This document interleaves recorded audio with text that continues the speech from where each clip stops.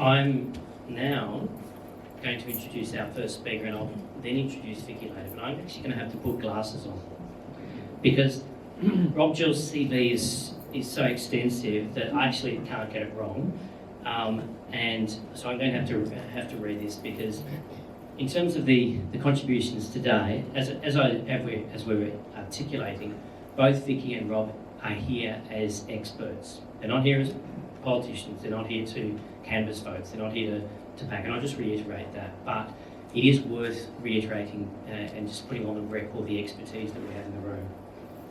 So, Rob Gell, AM, is a coastal geomorphologist, and I had to practice that word with my daughter before, by training. He taught environmental science and physical geography at tertiary level, then for 31 years presented television weather, and I'm sure there's a few people in the room who saw Rob do that. He was a director of Green Australia for 13 years, 7 years as Victorian President, and 3 years as National President, concluding in 2011. He was chairman of the Mornington Peninsula and Western Port Biosphere UNESCO Reserve Foundation for 10 years until 2014, and President of Wildlife Victoria. Rob was a member of the Victorian Coastal Council for 17 years and was Environmental Ambassador to the Melbourne 2006 Commonwealth Games. Rob has been a member of the Victorian Society of Victoria since his graduation, and he is currently the President of the Society. So I think it's fair to say, Rob, you've had a long, consistent career around the environment, so we're privileged to have you here today. The floor is yours.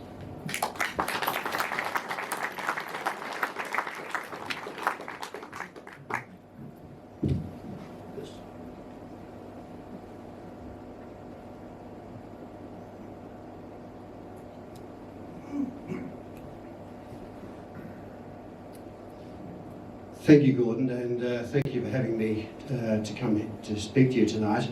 It's quite a pleasure. I don't get to do this so much nowadays, but especially on a topic like this that's very important to me. I will support Gordon's acknowledgement of traditional owners, but also make the point that this land has never been ceded.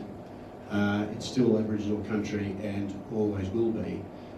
The sooner we come to understand or come to learn that we need to, as a population, human population, cherish the fact that the oldest extant civilization on the planet happens to reside on this continent, the better. The better it will be. Clark, I'll let you know that in 1972, I learned to scuba dive at Melbourne University using the United States Navy Diver Training Manual, and that was hard work. This is, for those of you who are divers, this is before buoyancy vests were even thought about. This was really hard work, so I know what you went through, but great fun. But since then, I've dived in many places around the bay, including the lump of iron that I'm looking at in front of me, anywhere from Port Phillip Heads and the Liza Ramsden and various other wrecks and scholar beds, and there's some wonderful diving in this bay and the one to our east. And I've done a lot of sailing in this bay as well. At this place, I was explaining earlier that I learned, well, I didn't actually learn to windsurf here. A good mate of mine, Ted Bainbridge, for those of you who know Peninsula Surf Centre, we got a windsurfer in a box from Midget Farrelly. Remember that name? First Australian windsurfed. And the windsurfer turned up, and Ted and I couldn't sail the bloody thing, so we rang Midget and, in a phone box, before there was no mobile phones, said, "Midget, you left something out of the box, mate, it doesn't work." And he explained to us what we were doing wrong. So, but had a lot of fun on Port Phillip Bay doing a range of things. And in fact, no, I won't go there. I've had an interest in water management particularly in the last 2 decades. I'm not an engineer, as Gordon's explained, I'm a geographer. I'm a geomorphologist, a coastal geomorphologist. Someone who's concerned about the shape of the landscape. Now, for those of you seeing me, I know some BCAG people here, I would normally do this with 40 slides and rattle off a whole lot of stuff and pointing to stuff. I've actually written a formal speech, which is unusual for me, but I want to go through it. I'll get into it now. So I'm concerned about the shape of the landscape, how the landscape's evolved and changed over geological time, and influences that have caused that change in morphology. Geology, faulting and folding, rivers and streams, waves and currents, winds, weathering and erosion and climate. I've also had a long-term interest in environmental issues since I graduated in the early 70s, and I read Rachel Carson's Silent Spring as an undergrad in those early 70s. Silent Spring described the harmful effect of pesticide use on our environment. Last Tuesday, the 27th of September, was the 60th anniversary of Rachel Carson's book. Unfortunately, Australia still uses dozens of chemicals. In fact, more than 12, like the ones Rachel Carson warned us about 60 years ago. Chemicals that are banned in other countries, including the UK and USA. These chemicals are banned because they're toxic to humans, to animals, or the myriad other plants and animals that inhabit our planet with us. Chemicals like atrazine, paraquat, malathion, dichlorvos, and of course the neonicotinoids that are threatening bees globally. Paraquat's being linked to Parkinson's disease. Atrazine, which interferes with reproduction, may cause cancer. Then there's the pharmaceuticals. Pharmaceutical pollution of the world's rivers is far more extensive than previously thought, so much so that it now poses a global threat to environmental and human health. Add to that human and veterinary drugs, including antibiotics, natural and synthetic hormones, detergents, plasticizers, insecticides, and fire retardants. May I ask you also to consider when you that visit that you make to the local supermarket and the thousands of litres of inorganic chemicals in white plastic bottles that you see when you walk down the cleaning aisle. Where does all that stuff go? And if any of you here are regular cocaine users, have a think about where that goes after you've done so. If you live in Sandringham, as I think Clark mentioned, or Felicity, if you live in Sandringham, your sewage waste and all the other stuff you use ends up in Port Phillip Bay.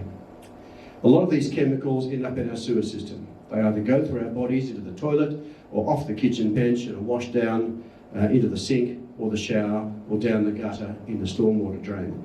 I should also mention what are known as endocrine disruptors, hormone disrupting chemicals.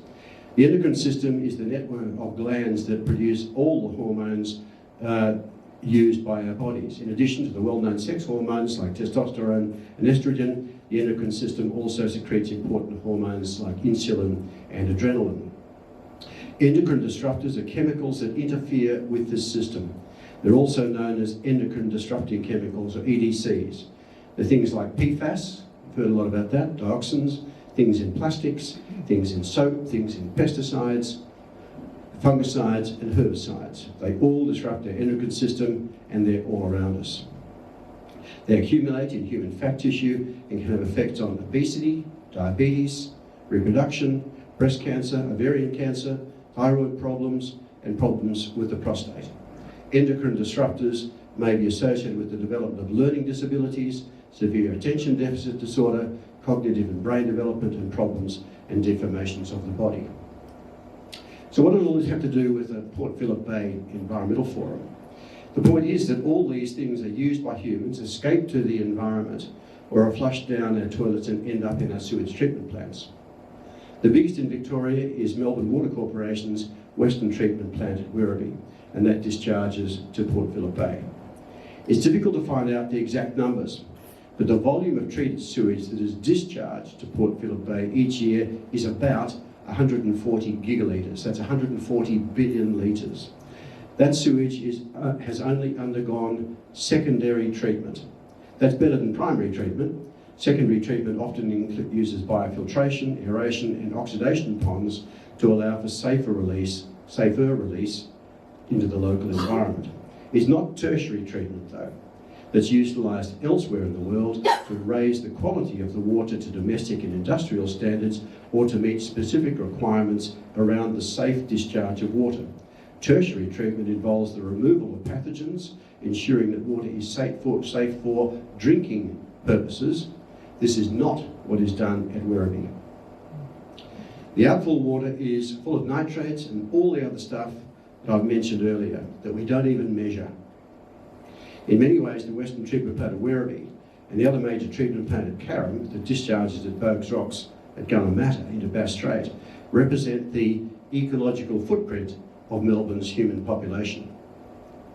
The Port Phillip Bay Environmental Management Plan 2017 to 2027 concluded that nutrients, sediment and other pollutants flowing into the bay are the main contributors to poor water quality. The Victorian Environmental Protection Authority Beach Report is currently closed and will reopen on the 1st of December. Is Port Phillip Bay safe to swim in today? Should I go surfing at Bogues Rocks? The EPA website currently says there are 2 alerts affecting Port Phillip Bay and its associated water catchments. One dates back to 2019. There's only 2 up there. One dates back to 2019. The first was issued on the 6th of September, and it's about maintenance dredging on the Werribee River, or near to it. Now, my question about that is, whilst they're dredging on the Werribee, what are the levels of heavy metals, pesticides and hydrocarbons in the sediments being disturbed by Parks Victoria disturbance of the sediments as they're managing managing that shoreline? What are they putting back into the water column that we don't know about? It's not even being measured. The second alert, interesting, is PFAS risk management on fish in the Maribyrnong River. It was issued on the 7th of May 2019. It's still on the website. Now, I may be wrong, but I don't think I noticed a warning on that on the evening news. My question is, where did the PFAS come from? How much is still in the Maribyrnong? And if it's not still there, where's it gone? Into the Yarra? Or is it now in the sediments in Port Phillip Bay? Currently, the Change.org organisation, you'll find a petition put up there by John Gell. I'm sure some of you know John from the Clean Ocean Foundation. Clean Ocean Foundation is a group that I can recommend. The petition is called Save the Weedy Sea Dragon, Modernise Victoria's Water Policy to Allow Use of Recycled Water. Now, we can debate about the use of recycled. I maintain we actually don't recycle water in Victoria. We treat it to a certain level for secondary use before linear discharge. There's nothing cyclic about it. If we were actually drinking it again, that'd be cyclic. Maybe that's a bit too scientific, but I think that's right. So John's petition says, every day around Victoria's coastline we dump toxic cocktail of pollutants that includes microplastics, harmful chemicals, heavy metals and germs that can have catastrophic impact on marine life and human beings. We're killing our oceans and risking our health. There's a lot of discussion actually, isn't there, lately from both of the major political parties about investment in hospitals and health. That's actually investment in ILF. I'm much more interested in investment in health, which would be maintaining the water quality around Port Phillip Bay so we don't get sick in the first place. What John's talking about is not a new idea, of course, and as a junior Liberal Party minister, Greg Hunt, remember him, the former member for Flinders, convinced Prime Minister John Howard to proclaim that all ocean outfalls with a range of other chemicals used for household or industrial applications. Some of these are removed at some or all of our treatment plants, but some are not. I need to mention plastic here. Plastic pollution is currently one of Victoria's largest threats to waterway health, globally, and certainly it is in Port Phillip Bay. The wonderful people at the Port Phillip Eco Centre with the Port Phillip Bay Baykeeper, Neil Blake, OAM, have studied microplastics pretty recently, and they have a Clean Bay blueprint that you can go on their website and have a look at. Lots, about 50 collaborating organisations, in fact funded by Victorian Government's Port Phillip Bay Fund. 5.5 years worth of data in total, and the first of its kind, and you have to ask why. Why is it the first time, just in the last few years, we've actually done a study on plastic in Port Phillip Bay? It's a pretty horrendous concept. We actually don't measure much at all. The study found over 2.5 billion litre items flow into Port Phillip Bay annually from the surface waters of the Yarra and the Maribyrnong. Over 2 billion of those, 85% are microplastics. And you remember, they produce the endocrine disruptors that disrupt your endocrine system. So if you swim regularly in the bay, you can have a think about that. A number of Port Phillip bays since the late 90s have shown that nitrogen loads of the bay must be managed to prevent algal blooms, eutrophication, something I learned about as an undergraduate in the early 70s, the sort of thing that occurs regularly in the Gippsland Lakes. In fact, about 2 months ago, there was a blue-green algae bloom in the Gippsland Lakes to such an extent that if you'd caught a prawn between Wilson's Promontory and the New South Wales border in Bass Strait, it was illegal to sell it because it was contaminated with blue-green algae from the lakes. And the problem there is an overflowing sewage treatment plant that's running into Lake King. The same strategy identifies that there is a risk to Port Phillip Bay that Port Phillip Bay might not be able to assimilate nutrient loads sometime in the future. Our population is growing, water consumption volumes are increasing, as are discharge volumes. Melbourne's waste volume is expected to grow as our population grows. Melbourne Water does produce 40 gigalitres of recycled water from the Western Treatment Plant over there at Werribee, but we still throw 140 gigalitres into Port Phillip Bay. How about we clean up all that water and use it better, as has already been suggested? The sewage strategy says the largest single volume of recycled water is available at the Eastern Treatment Plant at Carrum, where around 120 billion litres of Class A water produced each year, with the majority of this very high quality water being discharged into Bass Strait. Now, I'll leave that. The federal government is currently searching for another 450 gigalitres of environmental flows for the Murray-Darling Basin. We have stressed rivers like the Loddon, Campaspe and Golden. They all need more water too. Because we take more water from the Yarra catchment for our own water supply, the Yarra comes under stress as well, and that'll increase as our climate continues to warm. The Melbourne Sewage Strategy acknowledges that increasing treated water quality through greater levels of treatment can provide an improvement to the receiving environment. However, there are limits to what technology can achieve. Well, tell it to the Scandinavians. They actually treat to tertiary level all the time, right? And frankly, we had a Premier Brax here made a statement once upon a time, we never drink sewage treatment water here in Victoria. And I asked him, well, what do you think you're drinking in Parliament House, mate, in Canberra? What? Well, the sewage treatment plant for Canberra is on the Molonglo River upstream of Parliament House. They do. We already do. And there's plenty of other places around the state where we drink that. So we've got this really weird thing that we can't clean up water. When the desalination plant cleans water up to the extent that fish wouldn't live in it. There's not enough stuff in it to enable a fish to survive. It's so clean, it's ridiculous. There are a range of things that we can do. And perhaps we can talk about that in a panel. I've restricted my comments here tonight to water quality issues, aquatic systems. And aquatic systems, by their very nature, distribute pollutants widely and effectively. Port Phillip Bay is currently impacted by a range of introduced pollutants, and its long-term viability needs to be reassessed. New standards and technology should be reconsidered, and system-wide thinking applied to the management of our limited water resources, particularly in a time of climate change and population growth. The matter that I've not addressed is the management of our coastlines. And as a coastal geomorphologist, you'll understand that's a primary concern, but Vicky's going to do that, and we might talk about it later. Changes in global climate have increased sea levels almost 20 centimetres over the past 100 years. About half of that increase has been since 1993. They could rise by another 30 centimetres by 2050. I can remind you that waves in deep water have more energy than shallow water waves.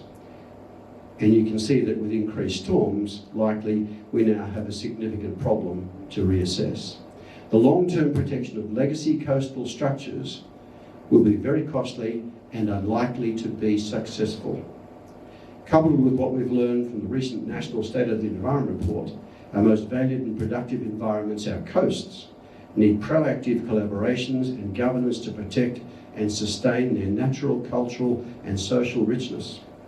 There are numerous ongoing challenges for the conservation, inclusive management and sustainable use of coastal assets. Business as usual will not be the solution. We need to develop a lust for change in our thinking. Thank you.